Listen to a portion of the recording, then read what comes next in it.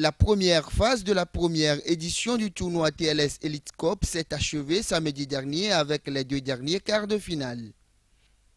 À l'issue donc de ces premiers matchs de la compétition, les acteurs du monde sportif togolais sont unanimes sur la nécessité de redonner de la matière aux joueurs à travers de telles initiatives, vu la léthargie au niveau de l'instance fêtière du football national. Je l'avais dit avant que même le tirage n'ait lieu, que c'est une très bonne initiative. Si on peut encore en trouver d'autres, je crois que ce sera la meilleure. Donc permettez-moi de vous dire merci et d'exprimer toute ma satisfaction pour ce tournoi. En ce qui concerne la prestation des joueurs sur le terrain, la trêve prolongée s'est faite ressentir dans le jeu de toutes les formations selon les analystes. Moi je suis surpris de voir tout ce terrain en train de jouer comme il y a le championnat. Parce que le tournoi, il y a eu de l'engouement dedans, le niveau est un peu élevé.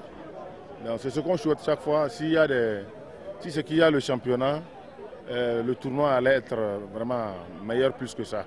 Moi j'ai apprécié vraiment des joueurs qui sont là sans compétition et comment ils se sont donnés sur le terrain. Le niveau d'ensemble des matchs c'est bon, ce n'est que le match d'hier qui m'a plu, Étoile Filante contre Técon, vraiment c'est un bon match.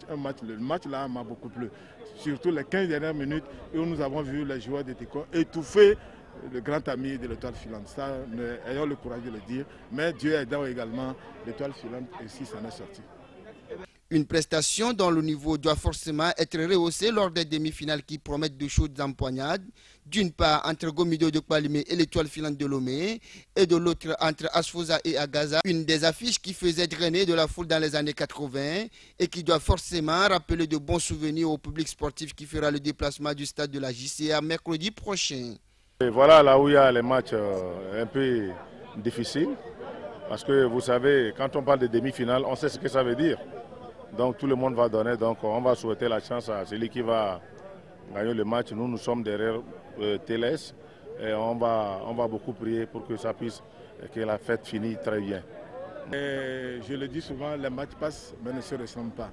Je crois que nous aurons encore une autre physionomie d'un autre match.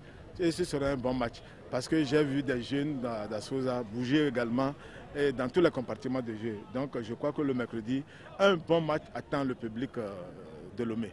Je crois que ça promet tout simplement parce qu'on a assisté à la première surprise, l'élimination de l'As Togoport. Je crois qu'on est retombé quand même dans le facteur de coupe parce que dans les matchs souvent coupérés, ce n'est pas la meilleure équipe ou l'équipe qui officie à une division un peu plus élevée qui gagne forcément. On l'a vu avec l'élimination de l'As Togoport, c'était vraiment l'énorme surprise. On est en plein pied dans une coupe et je crois que par rapport à deux affiches, ce sont deux affiches inédites et bien malin va pronostiquer quand même celui qui va gagner.